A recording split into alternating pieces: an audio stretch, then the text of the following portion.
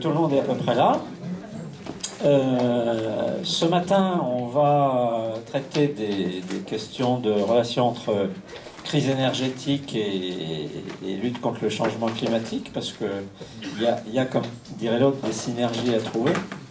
Je vous présente Maxence Cordier. Moi, je l'ai rencontré une fois, je ne sais pas si tu t'en souviens, c'était dans une conférence à la Maison de la Chimie. Ça remonte à un moment quand même. Donc Maxence est ingénieur, il a travaillé, tu sors de chimie Paris-Tech, c'est ça. Voilà, il a travaillé chez Altran notamment et Naval Group, je crois. Et puis maintenant, après avoir fait un passage à l'ambassade de France à Londres, je crois, comme conseiller nucléaire, maintenant il est, on va dire, à son compte. Il est consultant, expert sur les questions énergétiques et climatiques. Et tu travailles toujours au CEA. Voilà, c'est quelqu'un, j'allais dire comme nous, de très engagé. Et donc, il va nous faire part de ses convictions aussi sur les aspects énergétiques. Je pense que ça va être très intéressant. Après une petite heure de présentation, 3/4 d'heure, 1 heure, on rentrera dans les questions. Et je pense que ça se passera très bien. Je l'espère. Merci beaucoup tout d'abord pour votre invitation et ravi d'être ici. On va traiter de pas mal de sujets aujourd'hui. L'idée, ça va être de voir un peu pourquoi notre système énergétique tel qu'on le connaît aujourd'hui s'est formé comme ça, pourquoi est-ce qu'il faut en changer et quels sont comment est-ce qu'on va pouvoir le changer pour se passer des combustibles fossiles. Alors, je vais éviter de me mettre devant le vidéoprojecteur, en plus sinon je l'ai dans les yeux. Je vais aller chercher, j'ai un pointeur, je vais aller chercher. Non, c'est bon, c'est bon. Parce qu'il y a un pointeur laser. Non, c'est bon, je vous remercie. Donc tout d'abord, on va parler un peu du rôle de l'énergie, ensuite de ce qu'on appelle la double contrainte carbone. En troisième, on parlera de la crise de l'énergie actuelle. Et à partir de là, qu'est-ce qu'on peut faire pour décarboner ? Alors tout d'abord, j'aimerais que vous plongiez un peu dans le passé et que vous mesuriez la différence, l'évolution profonde de nos modes de vie, en particulier ces 2 derniers siècles. Quand on voulait se faire la guerre il y a plus de 2 siècles, on se tapait dessus avec des objets contondants. Aujourd'hui, on a des armements extrêmement perfectionnés, des sous-marins nucléaires, des avions de chasse qui vont au-delà de la vitesse du son, des missiles à tête chercheuse, etc. Quand on voulait se déplacer il y a plus de 2 siècles, on allait là où on voulait aller à pied, éventuellement à cheval avec des relais de poste. Et si on voulait aller plus loin, c'était via des navires, mais finalement les gens se déplaçaient très peu et la plupart de la population naissait à un endroit, vivait à un endroit, mourait au même endroit sans avoir fait plus de 100 km. Le logement aussi a changé, la plupart des bâtiments avait un confort extrêmement rudimentaire. Il y a plus de 2 siècles, la température de confort pendant l'ère pré-industrielle, l'hiver en intérieur, c'était 13 degrés. Je ne sais pas si aujourd'hui beaucoup de monde associe 13 degrés avec confort, mais en tout cas c'était une réalité il y a plus de 2 siècles. Aujourd'hui, on a des bâtiments chauffés, l'électroménager qui rend tout un tas de services, un toit au-dessus de nos têtes, dans des bâtiments construits en dur. En fait, ce qui s'est passé, c'est derrière ça, c'est une question énergétique.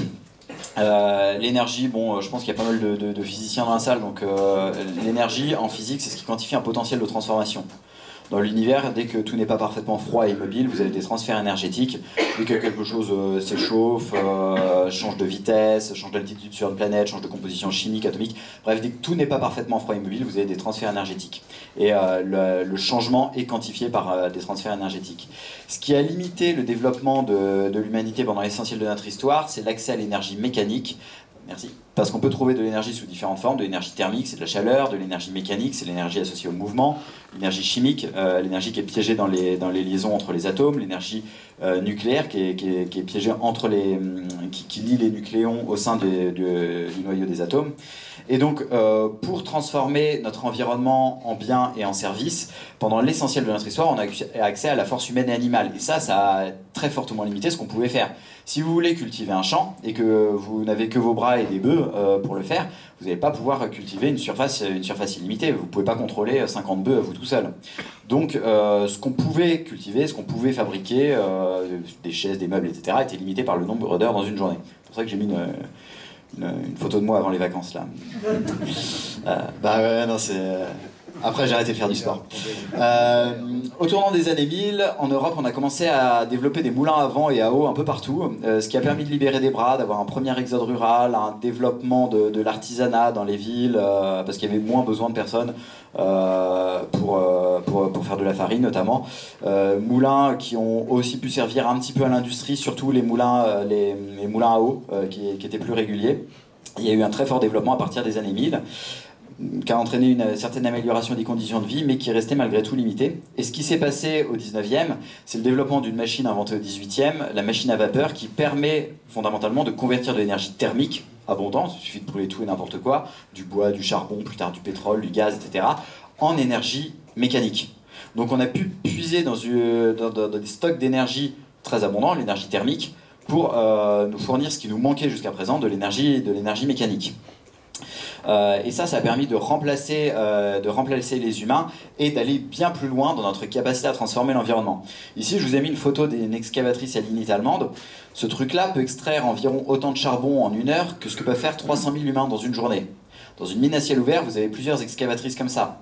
Donc la mécanisation, ça n'a pas seulement permis de libérer des bras qui ont pu faire autre chose, ça a permis pour chaque action physique, chaque travail de force, chaque travail productif, de faire beaucoup plus que ce que les êtres humains ou les animaux pouvaient faire avec leurs petits muscles.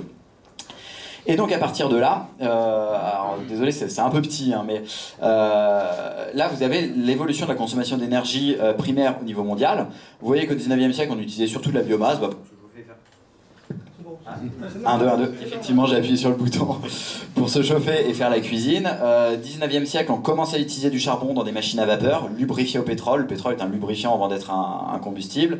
Là, vous avez le pétrole qu'on commence à utiliser significativement au début du XXe siècle avec les guerres mondiales, parce qu'on s'est rendu compte que les navires au pétrole étaient quand même bien plus performants et présentaient un avantage militaire par rapport aux navires au charbon. Donc ça a vraiment développé, les guerres mondiales ont développé le pétrole dans la mobilité. Je parle même pas de l'aviation, parce que bon, les avions au charbon, non, à part l'Allemagne, mais c'était pas des avions au charbon, c'était des avions avec des carburants liquides de synthèse fabriqués à partir de charbon. C'est encore un autre sujet. Deuxième moitié du XXe siècle, on commence à utiliser du gaz naturel face au choc pétrolier. Enfin, on en utilisait un peu avant, mais le gaz, on l'utilise davantage à partir des chocs pétroliers, parce que le gaz est moins facile à utiliser que le pétrole, mais face à une contrainte sur le pétrole, on s'est creusé la tête pour pouvoir l'utiliser. Est-ce que quelqu'un sait d'ailleurs pourquoi on appelle le gaz naturel naturel ? Oui. Oui, voilà, parce qu'avant, en fait, le gaz qu'on utilisait dans les villes, c'était du gaz de synthèse fabriqué à partir de charbon. Parc de la Villette, par exemple, avant, c'était une énorme usine gazogène. Donc on importait le charbon par train, ce qui est quand même plus facile que d'importer du gaz. On convertissait le gaz juste à côté de la ville et après on l'injectait dans un réseau de distribution. Donc en fait, ce qui s'est passé deuxième moitié du XXe siècle, c'est qu'on a vraiment commencé à exploiter massivement et à transporter du gaz naturel extrait du sous-sol pour l'utiliser. Deuxième moitié du XXe siècle, c'est aussi le développement de l'électronucléaire. Pendant tout le XXe siècle, le développement de l'hydraulique. Et là, vous avez les nouvelles énergies renouvelables. Alors, ce système énergétique, finalement, nous a été extrêmement favorable jusqu'à présent. Tout notre pouvoir d'achat, en fait, découle de ça, parce que tout ce qu'on peut acheter, finalement, on peut l'acheter parce que ça a été produit pour pas cher, grâce à des machines qui fonctionnent grâce aux combustibles fossiles. Beaucoup de nos acquis économiques et sociaux viennent de cette abondance énergétique. Alors se pose la question, pourquoi est-ce qu'on veut changer ce système qui nous a été extrêmement favorable ? La réponse tient en 2 mots, c'est la double contrainte carbone. La première, alors j'imagine que vous l'avez bien en tête, donc je vais passer très rapidement dessus, c'est le changement climatique. Donc le changement climatique causé par l'accumulation dans l'atmosphère de gaz à effet de serre, donc vapeur d'eau, CO2, méthane. Pourquoi est-ce qu'on parle peu de la vapeur d'eau quand on parle de réchauffement climatique ?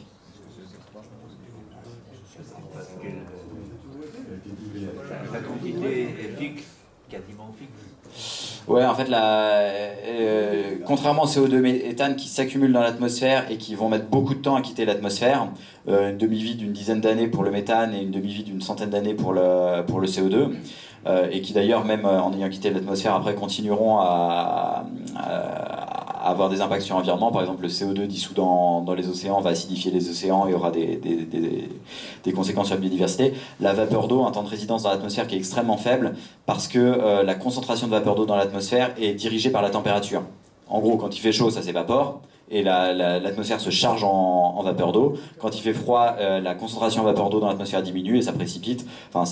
Et on va avoir de la neige, de la pluie, de la grêle, etc. Donc en fait, la vapeur d'eau a un effet indirect sur le réchauffement climatique, c'est-à-dire que vous avez un réchauffement qui est dû à l'accumulation de CO2 et de méthane. L'atmosphère, du coup, vu qu'elle est plus chaude, peut contenir davantage d'eau, donc il y a de l'eau qui va s'évaporer, et cette vapeur d'eau va avoir un effet aggravant sur le changement climatique. Mais ce ne sont pas les rejets humains de vapeur d'eau qui jouent sur le climat. Ce sont par contre les rejets humains de CO2 et de méthane qui jouent sur le climat. Voilà. Et en fait, l'accumulation de CO2 dans l'atmosphère est tout à fait significative. Ici, je vous ai mis l'évolution de la concentration en CO2 de l'atmosphère sur les 800 000 dernières années. Donc, vous voyez qu'il y a eu des petites fluctuations. Mais là, ça n'a rien à voir par rapport à l'envol en fait, de la concentration de CO2 dans les dernières décennies dans l'atmosphère. Et ce CO2 vient, c'est les gaz à effet de serre en général. Les émissions viennent pour les 3/4 de l'énergie et surtout des combustibles fossiles. Le reste des émissions de CO2 étant liées à l'agriculture, foresterie notamment. Donc, par exemple, les oxydes d'azote émis par les engrais, le méthane émis par les ruminants. Et vous avez aussi des émissions qui vont être liées à l'industrie, par exemple l'industrie du ciment, l'industrie chimique aussi qui émet des gaz à effet de serre. Un graphique intéressant issu du dernier rapport du GIEC. Donc ici vous avez l'évolution de la température sur les 2000 dernières années. Donc on voit très bien l'augmentation très rapide en fait dans les dernières décennies de la température et pour l'instant on a pris 1,1 degré par rapport à l'ère pré-industrielle. Et autre graphique plus intéressant encore, ici donc entre 1850 et 2020, vous avez en noir l'évolution des températures observées, en vert l'évolution des températures simulées en ne prenant en compte que les facteurs naturels, c'est-à-dire l'évolution de l'activité solaire et volcanique. Et donc vous voyez que si on prend en compte uniquement les facteurs naturels, il n'y aurait pas de réchauffement climatique, la température reste stable. Si vous ajoutez à votre simulation les facteurs humains, c'est-à-dire les gaz à effet de serre émis dans l'atmosphère, là vous voyez que la simulation colle très bien à l'évolution des températures observées. Autrement dit, la totalité du changement climatique observé est d'origine anthropique et est liée à l'émission des gaz à effet de serre. Alors juste pour finir avec le climat, une petite illustration. Quelques degrés en plus ou en moins, est-ce que c'est significatif? Là, vous avez une carte de l'Europe au minimum de la dernière ère glaciaire, quand la température moyenne était 6-7 degrés inférieure à la température pré-industrielle. Vous voyez que les Britanniques nous embêtaient moins avec le Brexit parce qu'ils étaient sous 3 km de glace, donc ils parlaient moins. Il n'y avait pas non plus la Manche parce que le niveau des mers était 120 mètres inférieur au niveau actuel du fait de toute la glace que vous aviez à ces latitudes-là. Le climat qu'on connaît aujourd'hui en Europe, en fait, c'est ce qu'on trouvait dans l'extrême sud de l'Europe et dans le nord de l'Afrique. Ensuite, le climat s'est réchauffé environ sur 8000 ans et s'est stabilisé au niveau qu'on a connu jusqu'à la période pré-industrielle. Quelques conclusions à ça.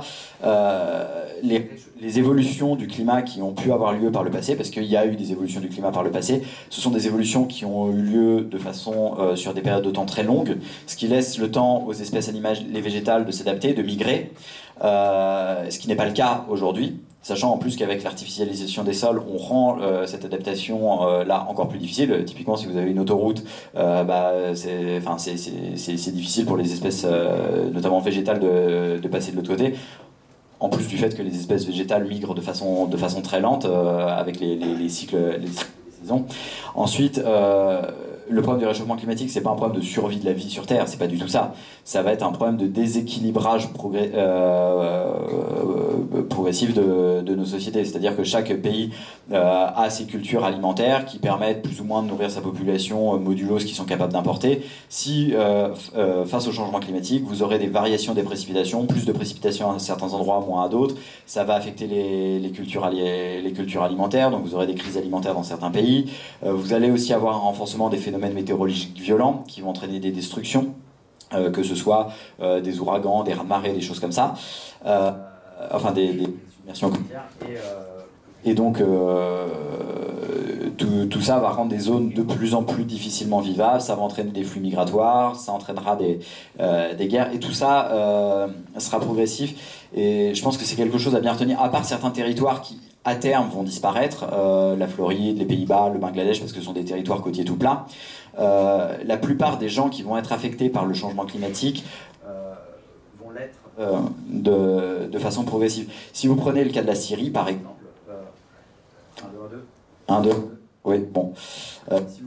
1, 2, 1, 2. Oui. Le plus bas pour pas toucher le bouton. Non, attention, je touche pas le bouton, mais. Bon, je vais peut-être continuer. Vous m'entendez ? Ouais. Donc, si vous prenez le cas de la Syrie, il y a plusieurs paramètres qui expliquent l'effondrement de la Syrie, mais notamment, vous avez la population syrienne qui est augmentée, comme dans tous les pays du monde, Excusez-moi, mais vraiment, c'est... Donc vous avez la population syrienne qui a augmenté comme dans tous les pays du monde, la production céréalière syrienne qui a augmenté jusque dans les années 2000. À partir des années 2000, vous avez un décrochage et la production céréalière qui commence à diminuer. En parallèle de ça, début des années 2000, la Syrie passe son pic pétrolier. Donc la Syrie a besoin d'apporter de plus en plus de céréales. Elle a de moins en moins de revenus pour se faire, donc là vous avez une première tension. Évidemment, en plus, la Syrie, c'est pas un État-nation, contrairement à l'Iran par exemple. L'Iran, vous avez globalement un peuple dans des frontières. La Syrie, vous avez plusieurs peuples, donc c'était un État qui était déjà moins stable. Et donc vous avez un certain nombre de contraintes qui se sont accumulées et qu'on finit par renverser ce pays. Et dans beaucoup de pays, en fait, le climat, ce ne sera pas le seul paramètre qui va faire passer un pays d'un État extrêmement stable à un État pas stable. En fait, vous avez des États qui sont plus ou moins stables et vous allez avoir des contraintes qui vont s'accumuler et qui vont rendre la situation de plus en plus difficile dans certains pays. Et dernier élément sur le réchauffement climatique, il ne faut pas s'imaginer que les zones qui sont les moins touchées, parce que le réchauffement climatique n'est pas uniforme au niveau mondial, seront complètement protégées. En fait, quand les zones qui seront les plus touchées, les gens vont vouloir partir de toute façon. Donc même si vous êtes dans une zone qui est moins affectée par le réchauffement climatique, il y aura quand même on fera face à des flux migratoires, des gens qui seront dans des zones qui deviendront de plus en plus difficilement vivables pour une raison X ou Y. Le deuxième aspect de la double contrainte carbone, tout le monde m'entend ou... Oui. Le deuxième aspect de la double contrainte carbone, c'est l'épuisement des combustibles fossiles dont on parle peu, pourtant c'est une réalité, c'est pas nouveau. Ici, je vous ai mis les profils de production du pétrole au Royaume-Uni. Donc, vous avez eu un premier pic dans les années 80, ensuite un déclin, réinvestissement dans le système pétrolier et un pic secondaire qui en fait est le pic principal au début des années 2000. Et vous voyez ensuite déclin de la production que vous voyez aussi en Norvège, donc pic au début des années 2000, puis déclin. Ça, c'est le pic de la mer du Nord. Pareil pour l'Algérie, pic en 2008. D'ailleurs, pour la petite anecdote, 2008, c'est un moment où il y a une sécheresse particulièrement significative, un envol du prix des céréales. Et pour l'Algérie, l'une des raisons pour lesquelles l'Algérie a moins été soumise au printemps arabe que les autres pays, c'est aussi parce qu'au moment où ils avaient le plus besoin d'argent pour importer des céréales qui coûtaient particulièrement cher, c'est le moment dans leur histoire où ils ont vendu le plus de pétrole. En plus, le pétrole coûtait aussi très cher à ce moment-là. Donc, pour eux, il y a une concurrence de fait entre revenus et dépenses qui leur a été favorable. Le problème des combustibles fossiles, c'est pas qu'ils sont limités. Tout est limité sur Terre, le fer, le titane, le tungstène, le bois, etc. Qu'une ressource soit limitée, c'est pas ça le problème. Le problème, ce sont les ressources limitantes. Par exemple, le fer, c'est un métal extrêmement abondant sur Terre. Le fer sera a priori jamais limitant.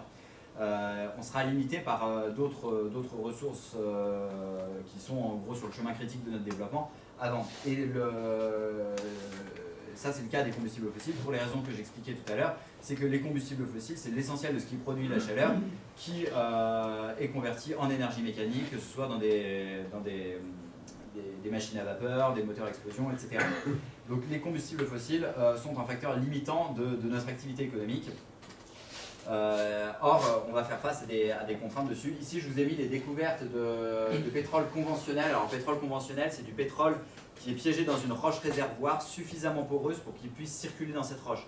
Donc, quand vous faites un forage, du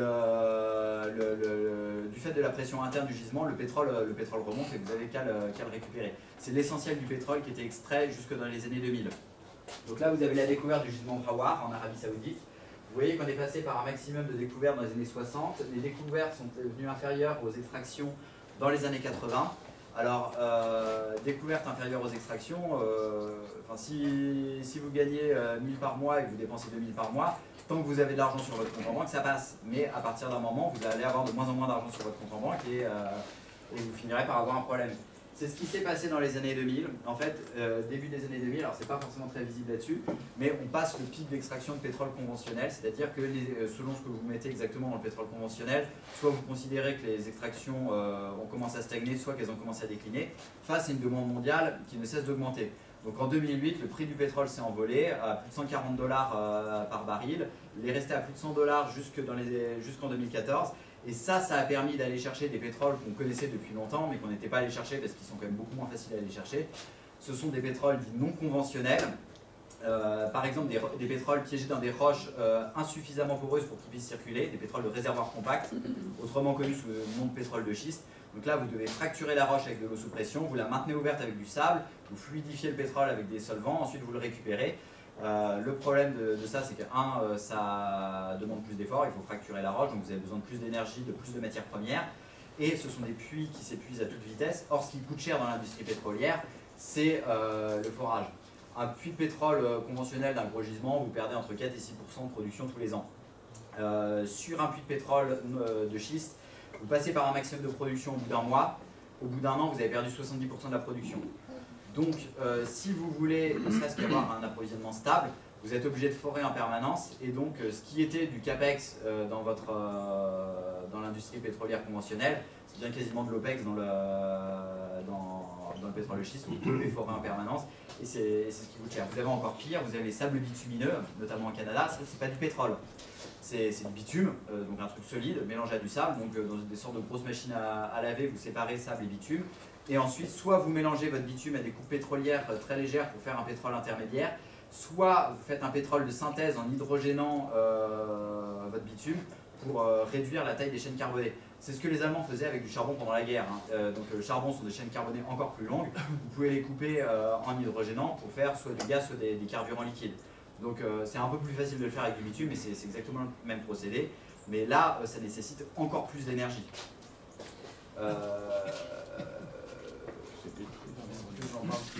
Ouais,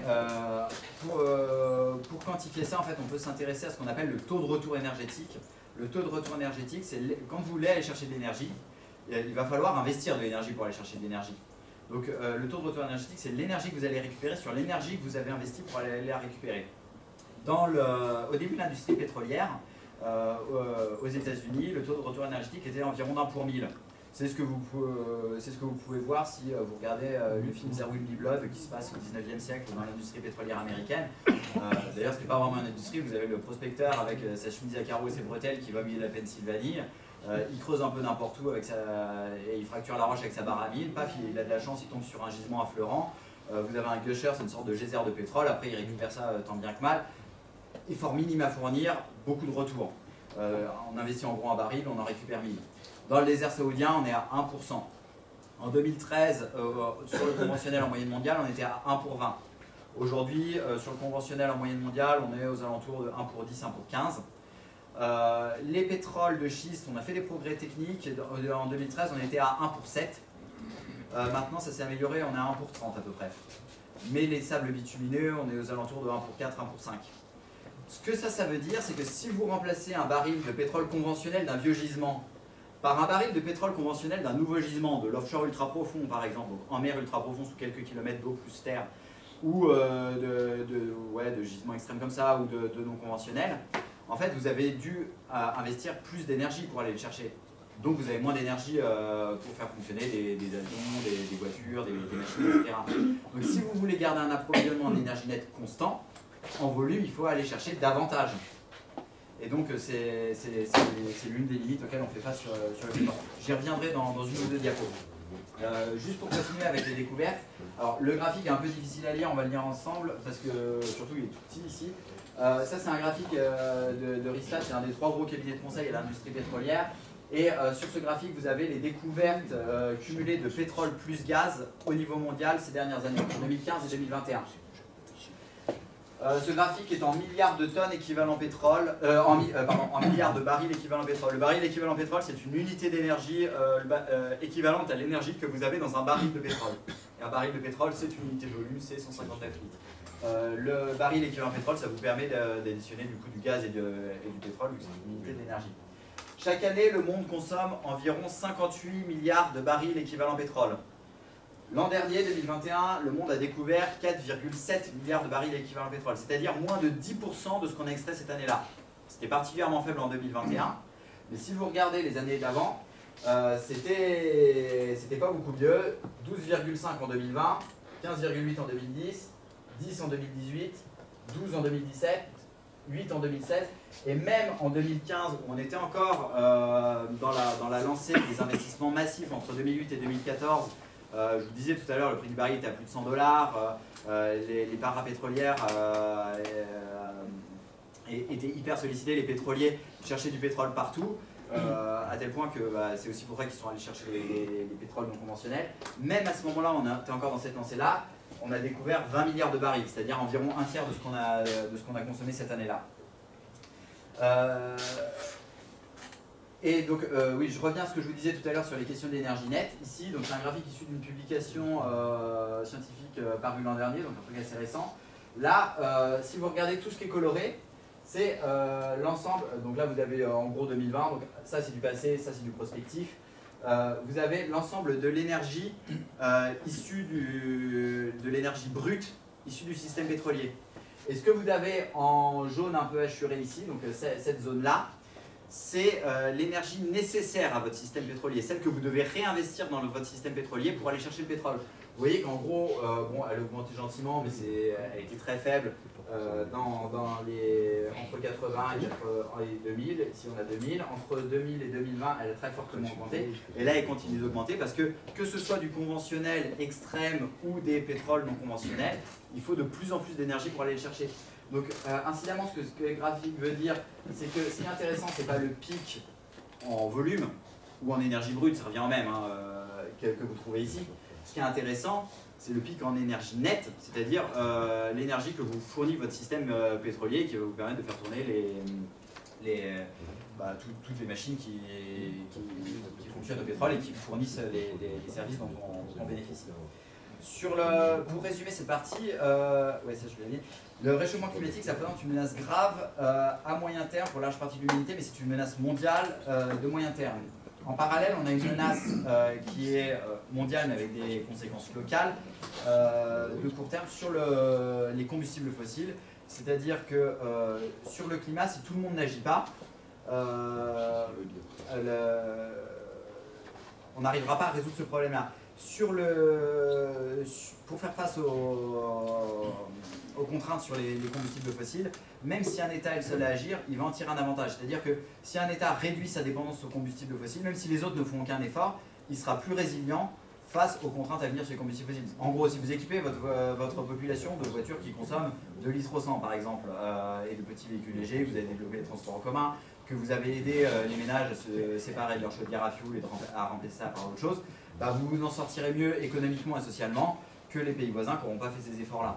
Donc même si les autres n'agissent pas pour se sevrer des combustibles fossiles, il y a un intérêt local à quand je dis local, c'est national, etc., à se sevrer des combustibles fossiles. Quand je parlais des contraintes à venir sur le pétrole, en fait, c'est pas mon délire personnel. Quand on regarde la presse spécialisée dans le domaine, c'est quelque chose qui depuis plusieurs années est assez largement partagé. En 2020 ou 2021, je vais mettre ça, j'ai mettre la source, ouais, 2021. Ellie Christopherson, la vice-présidente stratégique Total, disait que Total s'attendait à un déficit offre-demande de 10 millions de barils par jour à horizon 2025. 10 millions de barils par jour, c'est 10% de la consommation mondiale. Le monde consomme 100 millions de barils par jour. Total s'attend à un déficit offre-demande de 10 millions de barils par jour à l'échelle mondiale, pas sur ce que Total produit, hein, mais sur la consommation mondiale totale de pétrole de 10%. L'Arabie Saoudite anticipe un déclin de la production mondiale, pas saoudienne, mondiale, de 30% à horizon 2030. Et l'Agence internationale de l'énergie, dans son dernier World Energy Outlook, qui est son rapport annuel, explique que les investissements dans l'amont du secteur pétrolier et gazier